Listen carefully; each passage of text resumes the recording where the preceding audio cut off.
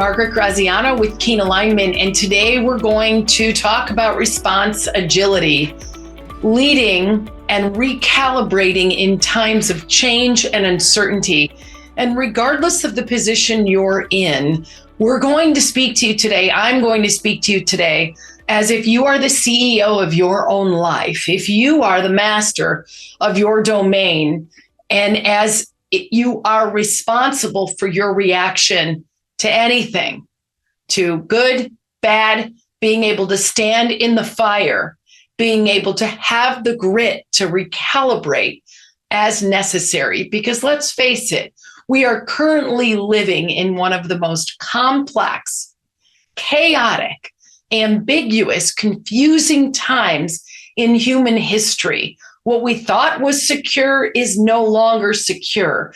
There's systemic distrust in every facet of government, healthcare, organizational, and even family. And so what response agility is about how to own your stuff, how to be clear and live at the highest level of effectiveness for you. So let's get started. Our key points to this training are responding to adversity, stress, and pressure with power and ease, navigating thoughtfully and effectively, especially when that's the last thing you think you're capable of doing. And, I'm going to make no bones about it. This takes practice. It takes effort. I've been working on it religiously or disciplinarily for the last 10 years. And I was super challenged in COVID and led this program over and over and over again because it grounded me and it also grounded my clients and came out of COVID better than ever. Key point, take ownership of your experiences and recalibrate as necessary. So that's what we're going to learn today. So I'd like to talk to you about Chris. His name is Chris Prendergast, and I coached Chris for about a year and a half. It was part of a major transformation of a company of about 450 people. And Chris was an engineer who was focused on quality. And so one of the things that Chris did is he walked through the plant and told people when things were out of quality. And he wasn't the most popular guy in the company. As a matter of fact, when I walked through the plant with Chris, people would turn their head away and say, "Oh, there's Chris." And when we went through the leadership training, he said, "Maji, I want to be an influencer of positive change. I want people to understand my passion for quality, and I want to change things." So we did a lot of work with him. And one of the junctures was this whole self-awareness piece. He read the book, What Got You Here Won't Get You There by Marshall Goldsmith. And then he did a 360 and he got feedback from other people on how he was showing up. And then he interviewed his wife and then he talked to people directly. And then he did his own self-evaluation. And then he did a leadership assessment. And Chris had programming from a very young age to look at what was wrong. It's why he went into quality engineering in the first place. And through the course of his leadership, he created a calling. And his calling is being an inspiring man of integrity, like helping people see that integrity in the workplace can actually be fun and inspiring. And over the course of that 18 months, Chris completely shifted how he was perceived in the organization. And it was through really grounding himself in this thing called response agility. So let's go deeper into what it is. All human beings have 4 fundamental needs, including you. They have a need for certainty, a need for novelty or change, excitement, a need for connection, and a need for significance. So what is significance? Significance is my job is important. I'm important. What I do here matters, and I bring value. Novelty is stretch, growth, change. an ability to look at something that I've never done before and be excited about the possibility. And then who do I get to be as a result of doing it? I get to change. I get to grow. Certainty is I know what I'm needed. I know what's needed from me in my role. I know what my department is up to. I know what our goals are. And we communicate fluidly. There's not a lot of ambiguity. We're clear. And connection is an opportunity to feel like I get to see you, you get to see me at work. Now, during COVID or the pandemic, we didn't have any of these things. This is why we were in such a state of disarray. And when our fundamental needs are not met, our brain goes into a loop of searching for these things. And if it cannot find these things, we are triggered. Our amygdala, our brain is hijacked by our amygdala and says, you are in trouble. Warning, Will Rogers. And then the adrenals release cortisol and adrenaline and norepinephrine in high doses. And it attacks our ability to think clearly or see realistic outcomes. Not a healthy place to be, but we all go there. And so when the fundamental needs are not being met, there's triggers for what sets us off. It's our fundamental needs are not being met. We understand and want our spiritual needs to be met, and they're not, or when something we value is stepped over. So we'll talk about that as well. Those are fundamental needs. The spiritual needs are growth and contribution. Contribution is when I am contributing above and beyond, and I'm not contributing to get anything out of it. I don't need acknowledgement. I don't need a thank you. It could be random acts of kindness or volunteerism. And growth is I get to step beyond who I know myself to be, whether it's because I had a coach or I went to a workshop or I am trying out something new. I'm on an innovation team and I'm trying out some new ways of operating, and I am growing. And then my values are that which I hold true to myself. Like I hold a value of family. I hold a value of being healthy, of being active. Well, I can tell you for sure during COVID and during the pandemic, and even sometimes when I'm working with an organization that is in complete disarray, I've got to hold on to something. Oh my God, this place is crazy. I got to have some certainty. Maybe that's my morning ritual, or I have to have some opportunity to stretch myself, like go on a vacation to a foreign country or connect with my BFF so that I know someone loves me, or significance, like make a list of all the good things that I have done. But the fact is, when our fundamental human needs are not being met, when our spiritual needs are not being met, and when our values are not being met, we are triggered. We are put into reactive state. So we're going to show you a movie about some of the things that are triggering people now. Take a moment, watch it. It's 3 minutes. And write down some notes of how do these things impact you? How does observing these things in today's news impact you?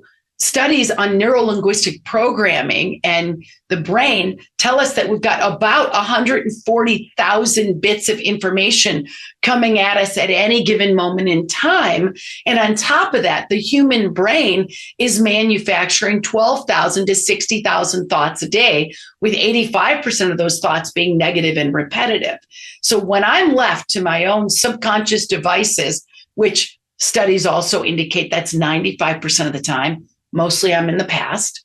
I'm reflecting on the past or reminiscing on the past or regretting the past, or I'm anticipating the future. So I'm not in the present, and I'm either anxious about the future, or I'm hoping for the future, or I'm forecasting the future, but I'm not here now. When we're here now, we're present. We're in the present moment, and we are using our highest level of intelligence. When we're in the past, when we're in the future, we're not here now, and we're not using our highest level of intelligence. When our fundamental needs are met, we have a better opportunity to be in the present.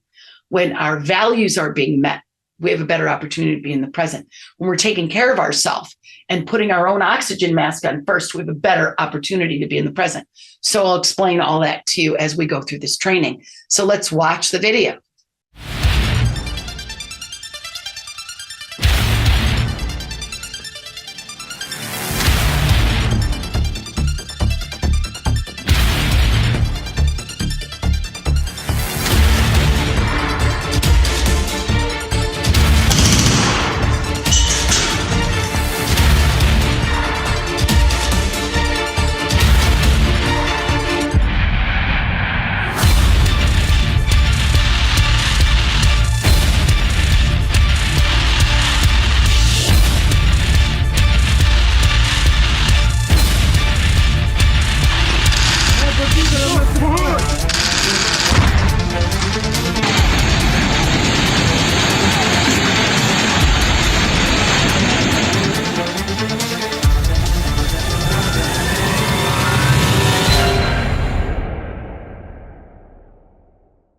So when we are thrust with all of this information coming in through social media, when we're listening to the news, when we're driving down the highway, when we see messages from billboards, when we get alerts on our phone that there's a kidnapping, whatever it is, 140,000 bits of information, the brain can only hold on to 120. When we have those thoughts, those 12 to 60,000 thoughts a day that the National Science Institute says we have, and 85% of them are negative and repetitive. And when we don't have certainty, when we don't have enough novelty, when we don't feel significant or important, or when we lose connection, we have 3 triggers: isolation, stress, and uncertainty. And this has our brain go in a loop looking for homeostasis. We're not in homeostasis.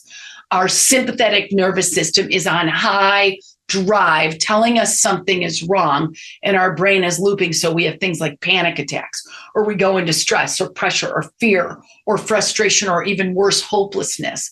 And it's because there is too much input coming in that's negative, and that's triggering those things we need to be in parasympathetic nervous system, which is rest and digest, at ease, or in calmness, or in homeostasis.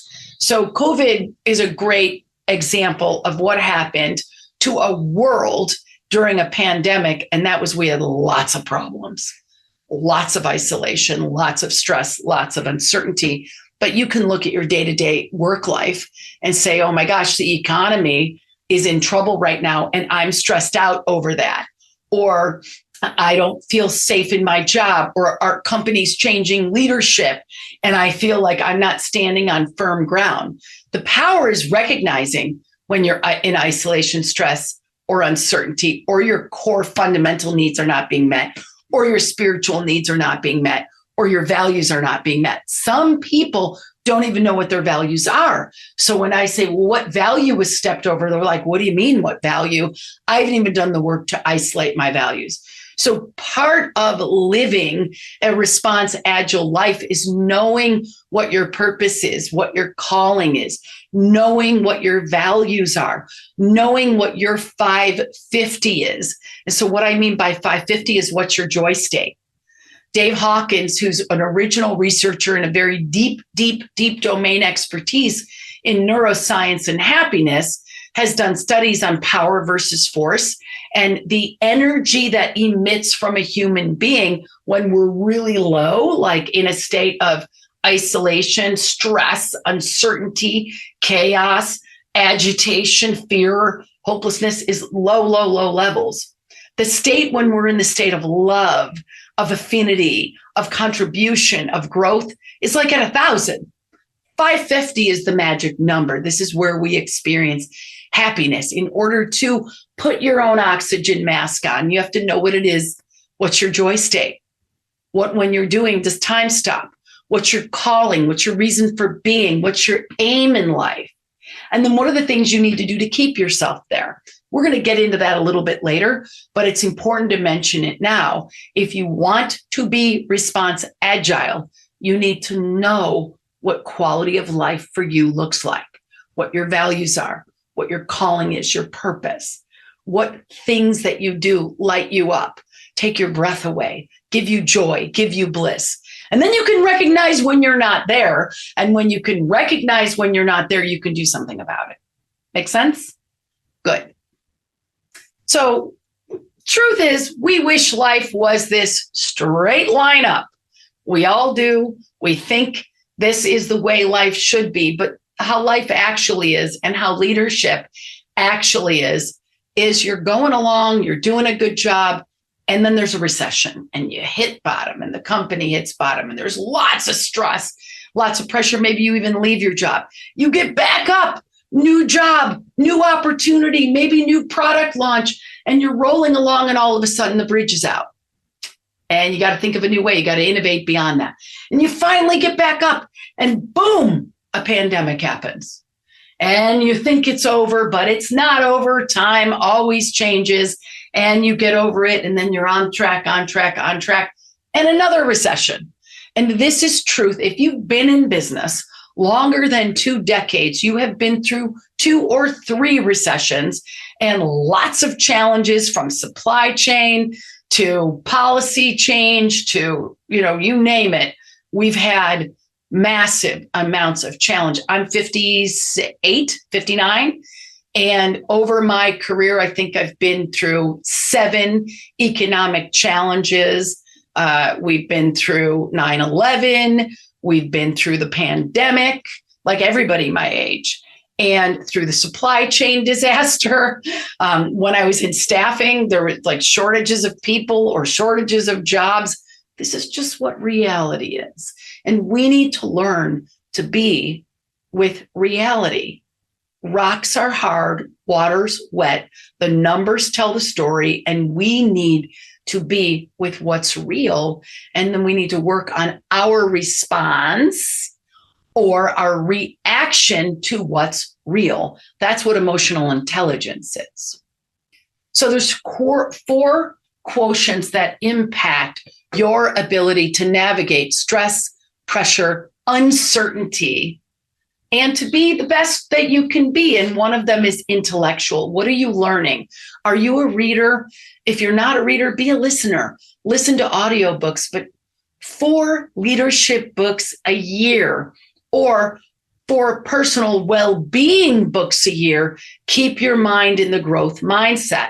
Now, if you study Power versus Force or the 7 levels of individual, group, or organizational effectiveness, or the vibrational scale of joy, you'll see that when you're in learning mode, you're actually happier. So if you take on 4 books a year that helps you learn new things, or 4 classes a year, you will be in the intellectual ripe zone.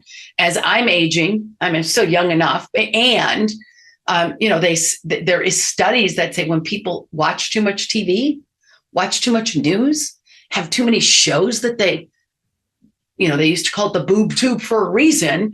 This muscle here, your prefrontal cortex, gets lazy and you lose your intellectual sharpness. Character. Do I know my values? Have I done the work to know what I care about, what's important to me? Am I connected to my company values? Do I resonate with them? Do I live true? Mind, body, which includes heart and gut, and heart. Am I in alignment with my values? Am I living true? Because if I'm not, leads to unhappiness, also leads to a lack of grounding and an inability to respond and a real reactionary state. Emotional is the intelligence of knowing, holy crap, I got to face something I don't want to do. I got to go lay people off. I got to go force rank performance. I have to stop a product line and it's going to mean 300 people are out of work, or I have to sell my company, or somebody's retiring, or I have a new leader, but shit's going to hit the fan and I need to be able to lead powerfully through that rather than be a victim because of it. That's emotional intelligence. Or the wife or husband tells you something you really don't want to hear, or the teacher calls from school, or something bad happened. It's how neutral can you be? It doesn't mean you don't care. It means you're not a reaction waiting to happen. And when you're a reaction waiting to happen, people are scared of you and they don't tell you the truth. And I used to be that person. I could recognize that person. Not healthy, and not healthy for culture, not healthy for health, which we're going to talk about in a little bit. Emotional intelligence, if you don't do it for others, do it for yourself, because it keeps you in a healthy state of mind, and a healthy state of mind is a healthy body. We'll talk about that more soon. Relationships. This is the quality of my relationships. How well do I create relationships? How well do I nurture those relationships? How well do I recalibrate those relationships when there are breakdowns? What is my relationship with my word? Do I make promises I keep, or do I make promises I don't keep? But I think that if I have a good enough excuse, I'll get off the hook. That breaks down trust, and that breaks down relationships. So these 4 quotients: intellectual, character, emotional, and relationships. There's a whole body of work just in these areas. And I invite you to define for yourself, what does intellectual growth look like? What does intellectual effectiveness look like? If you're older, more mature, you're more in tune with, holy crap, dementia could start coming up at 70 or 80, or for some people, even in their 60s. What do I do to keep the brain fresh? Character. What are my values? What are my company values? What does that mean to me? What are the values I hold true? And how do I need to behave so I'm living true to those values? Emotional. What sets me off? What triggers me? What pisses me off? What makes me afraid?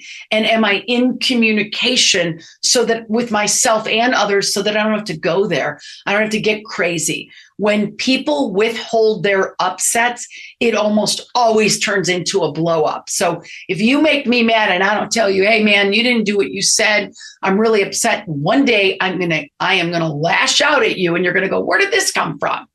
It always came from something that happened that I didn't deal with. Same thing when I lash out at myself. And relationships, again, it's all about building trust. Fernando Flores, it's a great book. We have a resource library in our university. We do book reviews. If you don't want to read Building Trust, I don't think you can listen to it. I don't think it's on audio, but you can watch the book review. Building trust and building relationships is one of the most important elements in living a happy life. We are the sum of our relationships. If we don't have any, that impacts us. And even studies on joy and happiness and longevity, being in relationship, maybe not intimate, although intimate is that's the epitome, that's the ultra winner, but being in relationship with others, having community is about mental health. It's about happiness, and it's about living in the joy state. So those are the 4 quotients impacting leadership effectiveness, and I'm going to say impacting life effectiveness. What gets in the way?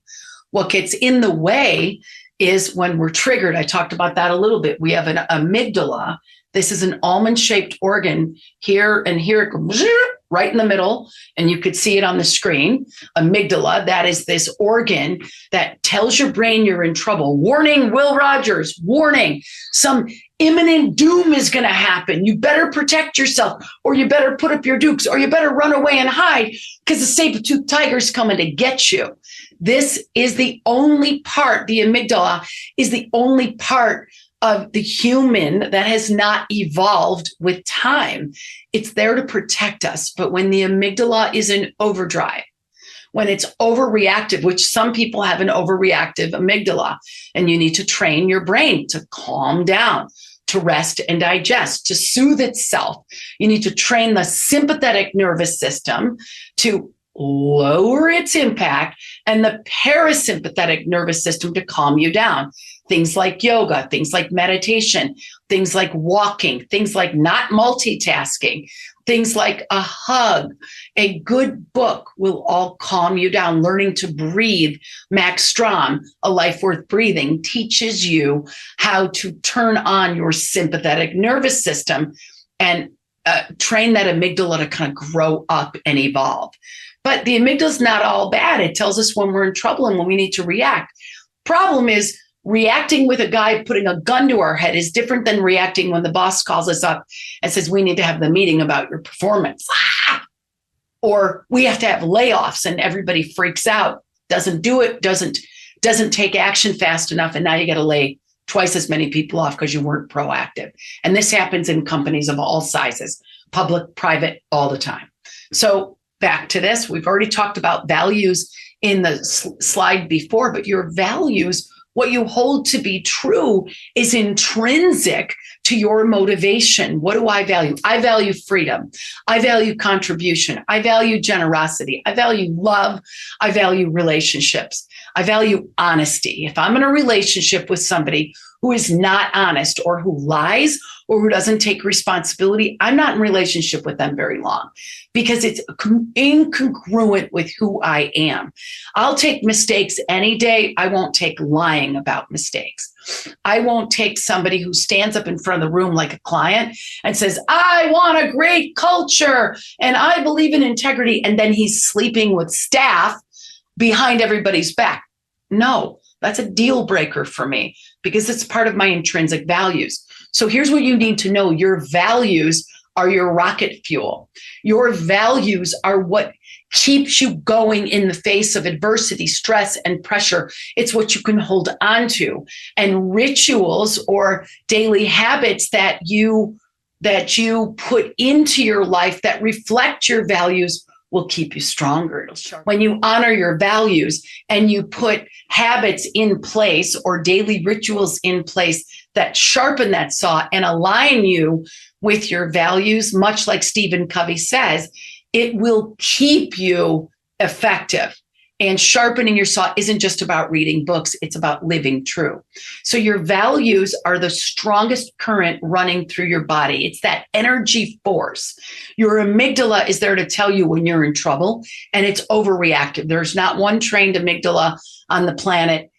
Even people like Deepak Chopra and Desmond Tutu and the Dalai Lama will say there's times that they mess up. They make big mistakes because they are human and humans are flawed. When that amygdala is not disciplined, it gets us into trouble. We overreact or we act in ways that are not so great. Our cortex, this part of our brain, is where all of our programmed behaviors come from. You might not know that 95% of your behaviors and your programming was hypnotized. Your brain is in a hypnotic state from third trimester to 7 years old. So you're watching your parents and the brain doesn't even know it's doing it, but you're being hypnotized by nature so that you can survive. And so you learn your hypnotic behaviors from mom or dad, whether you like them or not. They're embedded in there. And what it takes is conscious behavior to change them. But the behaviors are like on a loop. So whatever you have learned to, however you've learned to cope and have be your strengths in life, it's an automatic loop. It's unconscious programming, like autopilot. That comes from your cortex. Your prefrontal cortex says, hey, Maji, wake up. That pre-programmed behavior is not appropriate right now. You need to operate from your values in alignment, but it takes a healthy prefrontal cortex to even know that that's part of the conversation. So this is just an intro. In summary, you've got a prefrontal cortex. All new knowledge comes in through here. How well you remember your new knowledge allows you to take those arrows out of the quiver and use them to get a bullseye when you need. Your cortex is pre-programmed behaviors. Under the age of 7, most of your programming got programmed. Your prefrontal cortex allows you to rewrite the program, along with your highest level of intelligence, which is kind of enlightenment, self-actualization. Amygdala is here to tell you when you're in trouble. And if your amygdala is not trained, it will ruin your life. It will have you be type A about everything, even when it's not appropriate. And your structural brain houses your values, which are your rocket fuel. So now that you know this, you can do some more research on neuroplasticity, retraining the brain, or you can just do more research on how the brain impacts performance. And this is an introductory session to emotional intelligence, response agility, and understanding how our brain works. So how it all works together, I kind of just said this, but I'll recap it. Values and motivators are at the center of who we are. This is our intrinsic drive. Our work style and our behaviors don't have to run us. We could let them run us if we are on autopilot, and we can upgrade the program anytime we see by learning new competencies. Our capacity is what we have when we're awake and aware. We're conscious. We're not on autopilot, and we're seeing everything there is to see. Our dimensional balance is the part of us that sees the work that we have to do, the people who have to do it, and the big picture of that work and the people and how it all fits together. So it's our balanced decision-making. This is in leadership, of the family, in leadership at work, in the community, in our volunteer work. Can we see the whole picture? Our emotional balance is our relationship with the leader within. How well we see ourself, our power, our self-authority, how well we see our strengths and our weaknesses, Do we believe in ourselves? Our role awareness is how well we see the roles that we play and how congruently we're operating in them and how clear we are. And our future, our future, like, do we see a positive future? That all has to do with our emotions. If we don't see a positive future, if we're unclear of our job, if we don't believe in ourselves and we're walking around with the imposter syndrome, our emotional balance is not, it's off balance.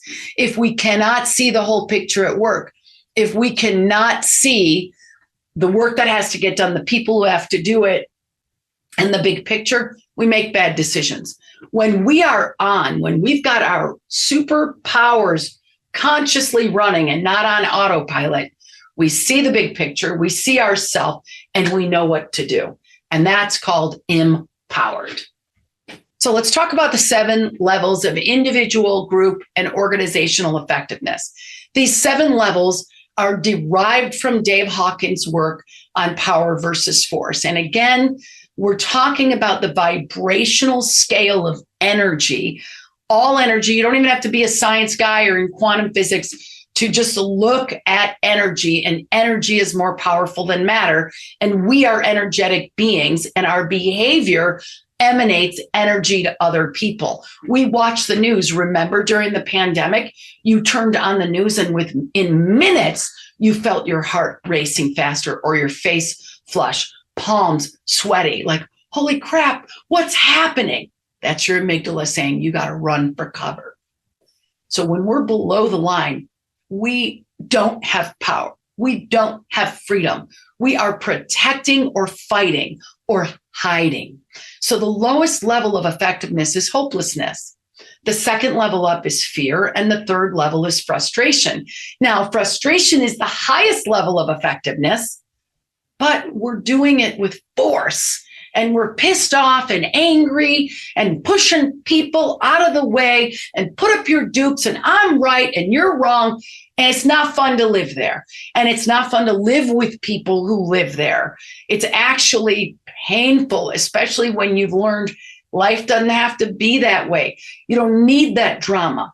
Fear is all self-protection. You're holding yourself back. You're like paralyzed and you can't think because you've got so much adrenaline and so much cortisol racing through your body that you can only see the narrow perspective that you have, and that's anything below the line. And hopelessness, guys, if you're in hopelessness and you're there too long, that leads to depression. That's complete despair, disempowerment, like waiting to die or waiting to get fired if you're in a job. Not good places to be, and it's ineffective. And I have had people argue with me, send me emails. I'm very frustrated and I'm very effective. I said, okay, how's your relationship with your spouse? Well, this is work. We're not talking about that. Well, wherever you are, there you go. So if you look around you at the relationships you have in life, and if things are not working, you're probably below the line. And while you might be effective in 1 or 2 areas, you are not effective in happiness, health, stability, longevity, and stress, which is below the line, causes dis-ease. And the more research that you do on health, like there's a book, Biology of Belief, by Bruce Lipton. I want to do a book review on that. It's on my list. Bruce talks about how cells have membranes. We all know that. But Bruce's discovery is around each cell is this membrane, which has got receptors, and those receptors are looking out at the environment and changing the molecular level of that cell based on what's happening in the environment. So now they're doing research on sick people, cancer, diabetes, heart disease, all caused by lack of homeostasis in the body, caused because of stress. Now, you might say, well, the cancer's in the genes. It's actually not. More and more research is coming out that cancer is environmental. Now, I could have the exact same diet as my twin sister, which I don't have one. We could have grown up in the same family, but I have a stronger ability to navigate stress, and she holds stress in, and she holds that stress in, and it eats her alive. She gets cancer. I'm not saying I'm never going to get sick, but I have the knowledge to know how to keep myself healthy. And what I am here to share with you is if you can keep yourself above the line, you will be happier and healthier and have more ease and less dis-ease in your body. And a happy body is a happy mind, and a happy mind and a happy body is a happy life, and a happy heart and happy gut and happy head and happy everything else. So let's talk about what these really mean. When you're in hopeless, you can only access happiness 1 to 5% of the time. 1 to 5% of the time, which means you're unhappy could be 99 to 95% of the time. Hopelessness is you coiled in, avoiding, giving up. The time in my life when I experienced real hopelessness was really probably only one time that I am aware of, because sometimes when you're in hopelessness, you're not aware. And it was 2014, and we were building this software. It was going to be keen hire. It was going to be a revolutionary way to consciously hire people. And I got into a partnership with someone, and I did not do the due diligence on this guy's integrity or work history or how he leads. He had the best proposal, and I took it. So I was not aligned with my values. Warning 1. Anyway, long story short, at the end of the year, he fired my partner, didn't pay her. She had to do a wage claim. And when I questioned it, he said, question me and you're next. I was so distraught, I couldn't even get out of bed. I was literally laying in bed at 11 o'clock in the morning. I couldn't question anything. And there was more going on, like not just not paying people. He was changing what the software was going to do and had no validation that it worked and wanted me to lie. And it was just a shit show. And I was facing the fact that I was going to lose $1 million. My investment, all my time, my son worked there, and I was at an absolute loss of what to do. And it was about 11 o'clock in the morning, and I'm laying in bed, literally with the covers over my head, and it's summertime. My son walks in the door and he said, what are you doing? He's about 21 at this time, maybe 24, young. And I said, I've screwed up. I made a bad decision. I didn't honor my values. I lost my partner, blah, blah, blah, blah, blah. And he goes, the woman who raised me would never lay in bed and be a victim. The woman who raised me would go do something about it. And I got up and I did something about it. I did what all good people would do, and I called a therapist. And I went to see the therapist. I said, I need Prozac. I need something. I don't know what to do. He says, honey, you don't need Prozac. And you don't need therapy. You need a lawyer. And I couldn't have seen any of that from that state of hopelessness. I was so in my own head and so concerned about the mistakes that I made that I couldn't see a positive future at all. I would have never thought about a lawsuit. Well, I not only filed a lawsuit, I won, because the guy was a bad man and he took what didn't belong to him, and he was not paying people, and he was not honest. But look for yourself. When have you been in complete despair? When you saw no hope, no possibility? During the pandemic, many companies were in hopelessness. Many people, many healthcare workers were in hopelessness. And if you stay too long, like I said earlier, it could be depression. So when you are in hopelessness, the thing to do is call for help. Get help. Call your best friend. Call your therapist. If you're really deeply hopeless, don't call your coach, because they won't know what to do. But get help, get support, because sometimes you can't pull yourself out of it. Now, my son meeting me where I needed to be met, because he knew me better than anyone at that point, was what it did for me. But not all of you have kids that would say that to you, or even close family members.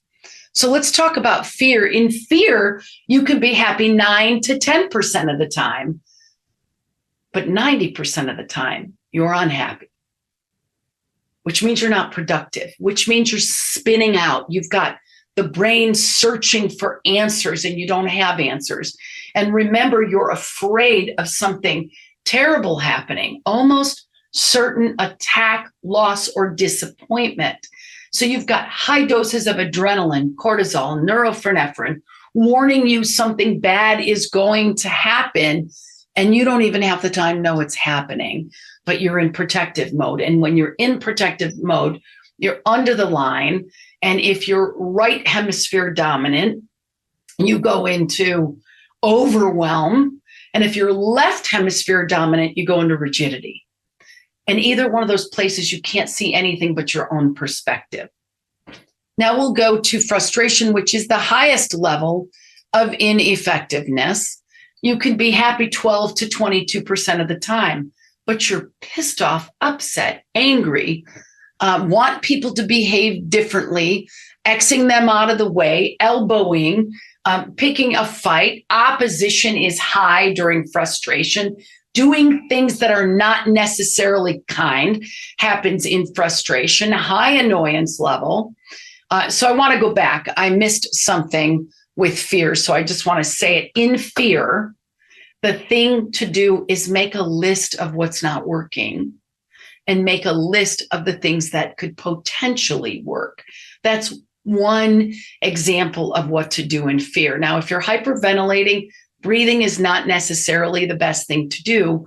When somebody says, breathe, you're like, I can't breathe. But a walk with your dog, with your pet, petting an animal if you have an animal, embracing a friend, making a list is very good because it taps you into a different part of your brain. And you have to rewire yourself.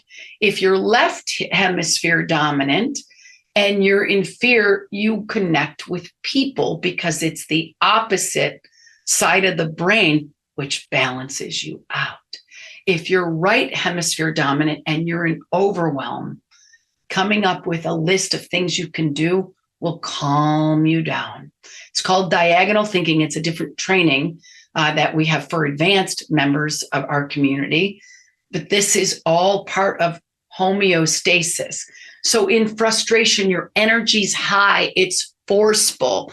The thing to do in frustration is meet your energy where it is. Maybe you go running. Maybe you go on a brisk walk. You get your cardio up. You get a punching bag and punch it out like Rocky. But you don't take a soft approach to frustration. Instead of taking it out on others, go expel that energy on something positive, because that's what you need to do to calm yourself down. Now, many people say, well, Maji, frustration is good for our company. We make things happen. Yeah, you make things happen, but you probably are not coming up with systemic solutions that are good for the long term, because in frustration, in fear, and in hopelessness, you have no access to your prefrontal cortex, which means you have no access to critical thinking. So you turn on one light switch, fix one problem, create three others. That's why that happens. Because physiologically, you have no access to your critical thinker. Not because you're stupid, not because you're dumb, not because you're incapable. It's because the amygdala is telling the brain you are capable right now because you're under pressure. So it's flooding you and it's preventing that critical thinking from happening. So that is frustration. So we've talked a little bit before about the average human being. The National Science Institute says the average human being has 12,000 to 60,000 thoughts a day, but 85% of them are negative and repetitive. So going into life on autopilot is setting you up to be a marketing, media, advertisements dream, because you're already spun out. You're already stressed out, and then they throw you an ad that says, stressed out, upset, just take Vivarin and revive with Vivarin. Or don't like your body? Take a pill and get thin. Don't like your energy? Can't have sex? We got a pill for this and a pill for that. Advertisers know that the human condition is to be in lack. Advertisers, media know that we're already reactive waiting to happen. It's part of the chemistry of our brain. So we have to be stronger than those advertisers. We need to be more awake, more alert, more aware that, holy cow, 95% of the time, my subconscious programming is running me. So I got to figure out what that subconscious programming is. And I got to be aware when I'm triggered, because when I'm triggered, I'm not my best self. When I'm triggered, I don't create extraordinary relationships. I don't have any really good ideas, and I'm not very fun to be around. So I don't want to be that way. But first, you have to realize that that's part of the human condition. And knowing it's part of the human condition gives you power, empowerment. So different ways people can get into an amygdala hijack. The amygdala hijack is the word for the little organ going off, telling your brain, warning, warning, you're in trouble, and then having your brain tell your adrenals big problems. So it could be the boss is having it out at you, screaming and yelling, things are not going well. He's in an amygdala hijack, and everybody he interacts with is going to be in one too, because his force and his overuse of power will trigger fear. Being told what you're doing wrong, up here with this lady screaming and the other one's like cowering. Oh my God, this guy's got too much to do. He's on overdrive.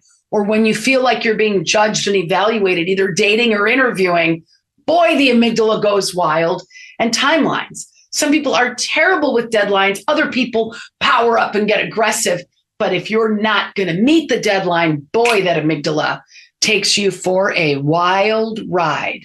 This is normal. This is human behavior. Your job is to learn how to be bigger than that human reactionary evolutionary vehicle that's there to help you stay safe and to know to run out of the way. But if there is no saber-toothed tiger, if there's no, animal that's going to eat you, maybe you don't need to run out of the way. Maybe you need to calm yourself down. Get yourself into homeostasis so you can think straight. When your body is in rest and digest, when you take those slow, methodical breaths, everything comes back online, including your prefrontal cortex. One of the things that we recommend many people do before they even have meetings, or they even start talking about the things that they need to do at work to change the trajectory. Let's say things are not going well, so they got to get grounded before they start.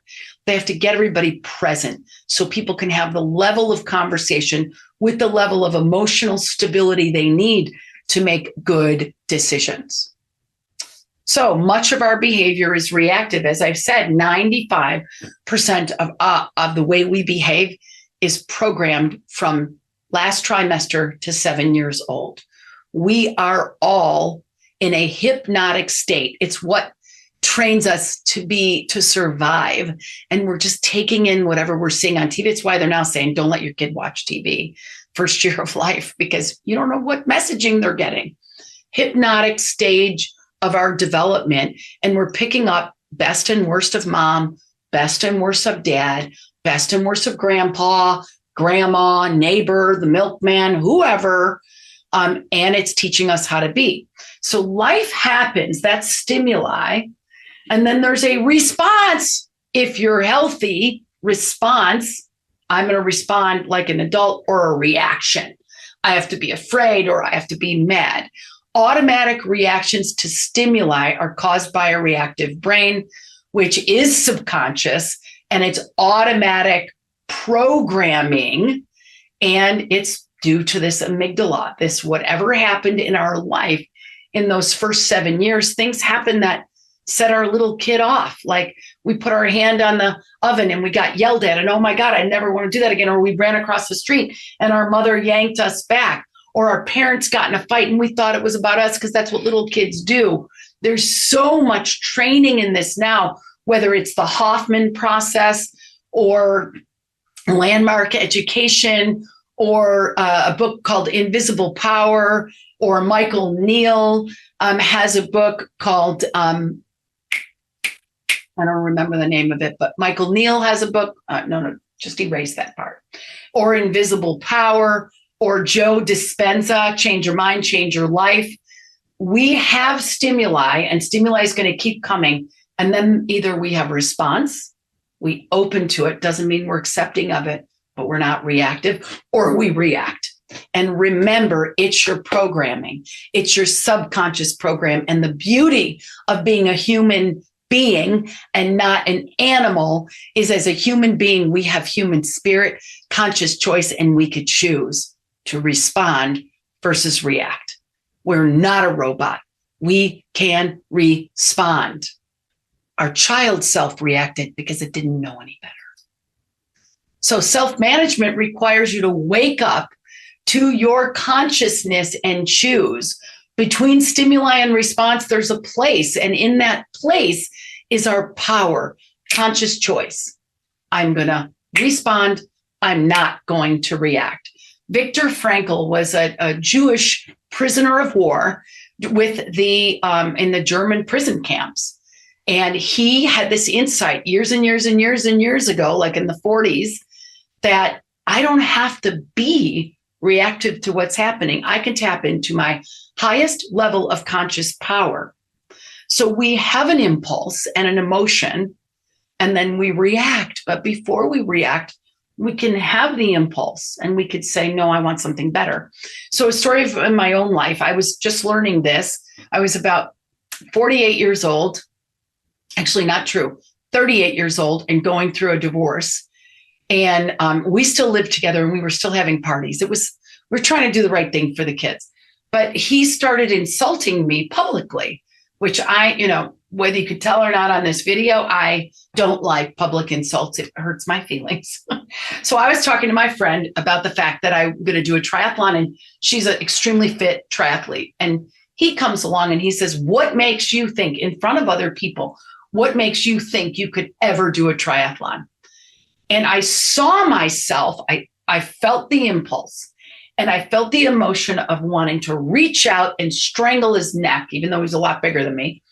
And I actually also saw myself pull back the reaction, take a breath. And I said, it's so interesting to hear how little belief you have in my ability. Now, maybe that was even a wrong thing to say, but it was way better than fuck off, which is what I wanted to say. But this is what happens at work. We got a lot of pressure. We want to react. We have an impulse. We attack people. People go into threat, or nobody says a word to us, but we sense the energy and we get threatened, or we fail to do something we said we would do. And then we hide out and pretend that we never said it. Or the boss says, we got to make some difficult decisions. And we go into projection, reflection of our past, and we start reacting about something that's not even happening right now. So I think it's a good time to ask yourself, what triggers you? And what kind of reactions do you have that are not healthy for you and not healthy for people around you? And what would be an alternative way of being? In our leadership training, we have Response Agility, which is a 2.5-hour training. This is an hour prelude, preview, overview. But we have a document called the Response Agility Reprogram the Program. And you can actually do it, but it takes some work. This is how I act now or react. This is what my values are. This is what my calling is. This is how I want to respond. And then what are the habits that I need to build to learn to respond that way so I'm not reaction waiting to happen? Because here's the thing. If you're a hothead, people stop talking to you. People clue you out. People don't tell you what's really going on. Relationships have breakdowns. There's always drama. And being a hothead in a world that's very hot is not going to be healthy. And there's a great book that you can read also. I know I give a lot of book recommendations. It's called The Myth of Normal in a Toxic Society. And it talks about what we need to do to keep ourselves healthy and above the proverbial line of power and freedom. So let's talk about above the line. And above the line, you have courage, engagement, innovation, and synchronicity. When you are above the line, your body is releasing dopamine. It's releasing oxytocin, the love hormone. It's releasing serotonin. And there's brain hacks in our online university that tell you how to do hacks to get your brain in the right place. But when you're above the line, remember below the line, you were closed off. When you're above the line, you see a powerful future, open to ideas, open to other people's input. And it's a very good place to be. And it's just a place of happiness, engagement, joy, connection, and power, fulfillment, self-expression. So let's talk about what happens when we're encouraged. We experience happiness 55 to 60% of the time. When we're happy, we're productive. When we're productive, we're contributing. We feel better about ourselves. Our basic human needs are met because we've got significance. We've got some certainty. We've got some novelty, and we've got connection. When we believe in a future, like I believed when I signed up for that triathlon that I just shared about, I believed I could do it or I wouldn't have signed up. I am going to walk this year, the El Camino, only half of it, but 15 miles a day. And I'm nervous, but I'm doing it. And I believe in the future. I believe that when I am done with that Camino, I will have trained myself to work through uncomfortableness, dissatisfaction, the low self saying, I don't think I can do it, or I'm lost. And I will have built a discipline up that'll pay off the rest of my life. So courage is an innate belief in a future despite current evidence that that future is possible. When you're encouraged, you believe, whether you believe in your company vision or you believe in yourself, the leader within, you have belief, self-belief in the possibility of a bright future. Engagement, you experience happiness 78 to 81% of the time. You are all in. You're not thinking about limits and detriments. You're thinking about how you can contribute, how you can make a difference, and what skills you could bring to the table. And you're in that state of joy, as we talked about before, the 550. In a state of innovation, you're happy 82 to 89% of the time. You are expanding your capacity to think, to solve problems. You're working with others. You're collaborating. You're connecting. You're self-actualizing. Of course, you're happy. You're coming up with new things. And it's not a state of, oh my God, I have to fix this and I don't know how. It's a state of, wow, I get to create something that's never been created before. And I get to do it with my colleagues. And we're all tapping in to our highest level of intelligence. In the state of synchronicity, it's like being on a dance team or a symphony when everybody's playing together, or a rowing team. You experience happiness 89 to 100% of the time. This is total at peace, at ease. An understanding in synchronicity is that whatever happens is happening for me. I have the ability to see the light, to see the silver lining in anything that's going on. And I have the ability to learn the lessons I need to learn. So once you know where you want to be on the 7 levels, and once you know where you are, you have more freedom to recognize when you're offline, recognize when you're below the line, and do what you need to do to get above the line. Something I want to share with you that I learned at Canyon Ranch as a customer, not a speaker, is when we are below the line, when we're in fear, when we're in frustration or hopelessness, and our sympathetic nervous system has taken over and our thoughts are running awry, it's like this snow globe. All of these thoughts are spinning out in our brain and we can't think straight. And we have to get ourselves to the point that the thoughts settle down and are calmed down so we could see the truth. We could see what's really happening. And we can let our body get into this state of relaxation. When we are below the line, instead of looking out at the binoculars and seeing the future or seeing what we see, seeing what's in the present right now, our binoculars are turned inside out and all we could see is a tiny pinhole of our perspective, of our reality, which is not healthy and not what you need to create the kind of life you want, where you have power and freedom of choice and power and freedom in living the way you want to live. Another thing to look at is every person has their own perspective of what's happening at any moment in time. we all have a wall of thought. So I have a way, I have a past, you have a past, we all have a past. I have a way that I look at life. When my boss talks to me this way, it means something. When my boyfriend talks to me this way, it means something. When my kids or my grandkids or my mother talks to me in a certain way, it means something. And I have my wall of thought about every single thing on the planet. I have an opinion. I have feelings about it. And often I am unaware that so does everybody else I'm working with. So my wall of thought is perspective A, but often when I'm at work or at home, I don't realize or don't even give myself the time to realize, whoa, I have my wall of thought, but Mary has her wall of thought, and John has his wall of thought, and Susie has her wall of thought. And so you've got 4 different perspectives, 4 different belief systems, 4 different thoughts about everything that's going on. And part of being response agile is to calm down, get the snow globe calm, take a deep breath and say, this is how I'm feeling what's happening with you guys. What are your point of view? What is your perspective? That's the power in getting in a state of homeostasis and getting other people, because then you could see where they're coming from and get them into a good space before you start asking for things from people.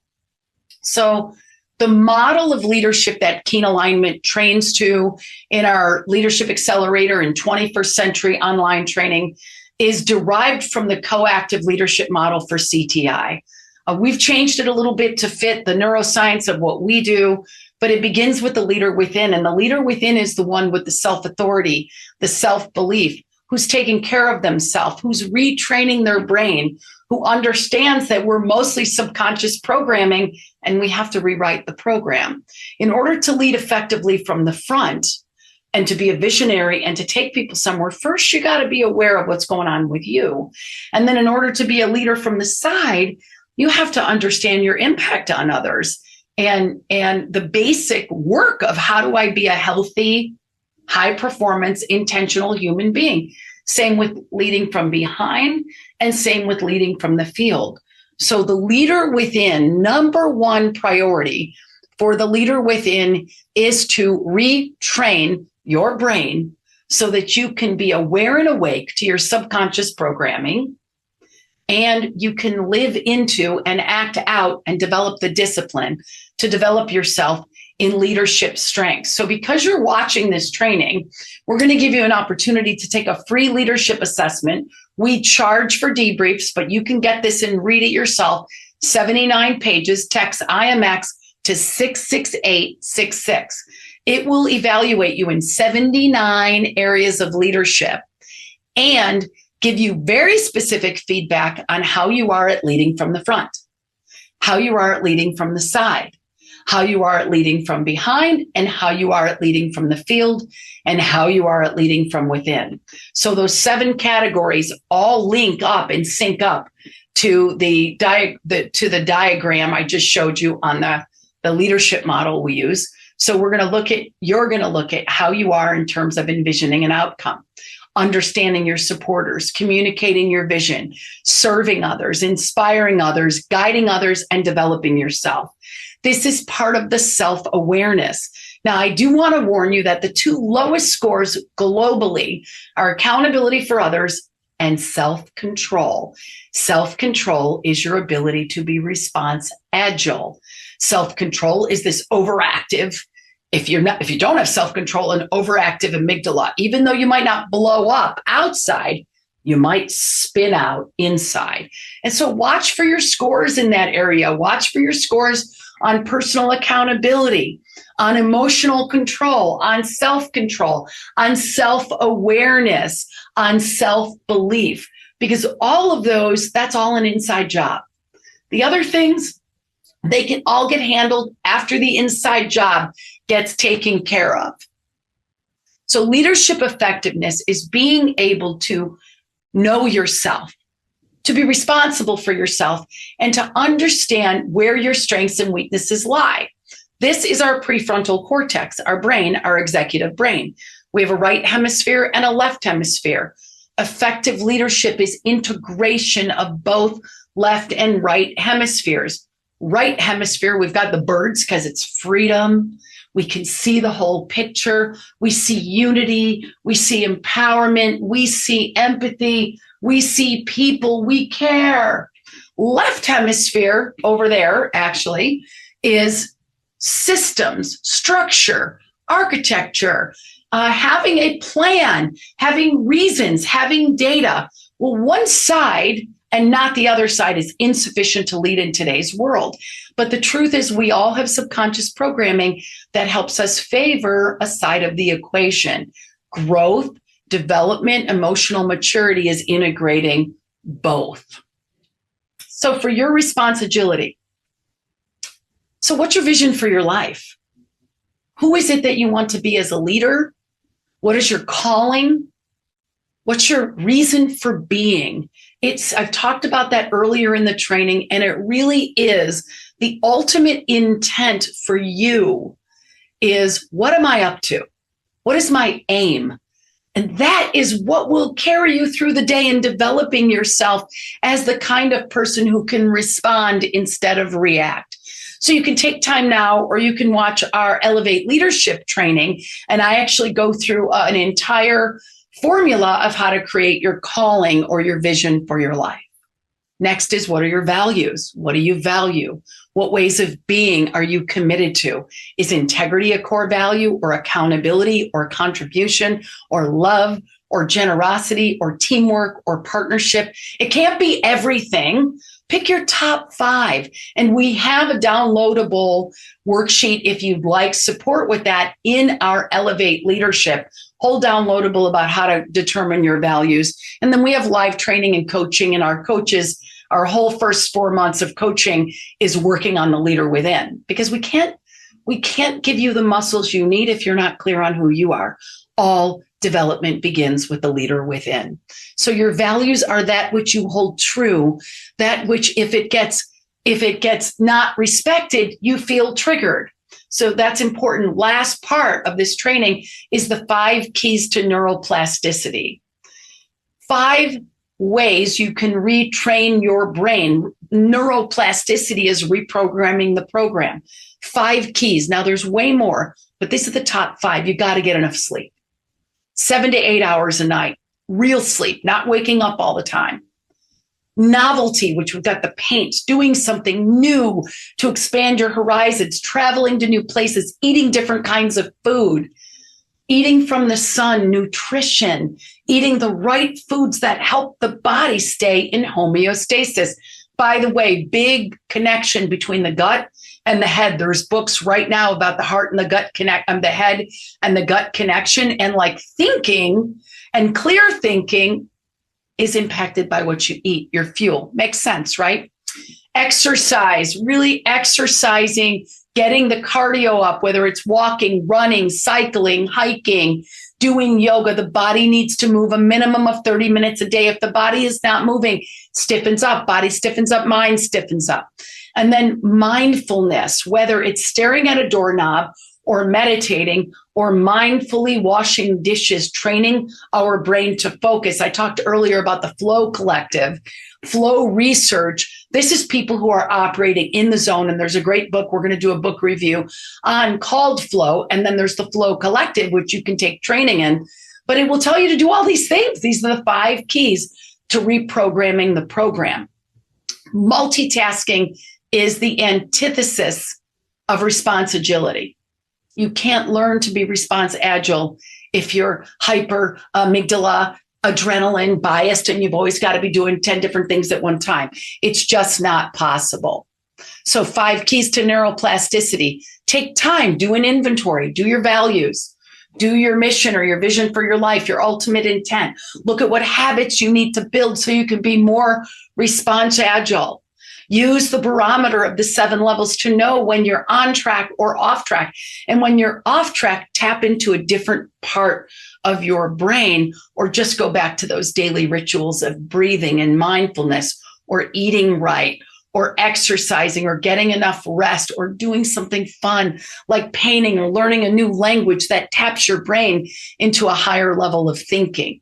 So here's what we talked about today: how to respond to adversity, stress, and pressure with power and ease. It's in the 7 levels, and it's in conscious use of self, which is rewriting the program.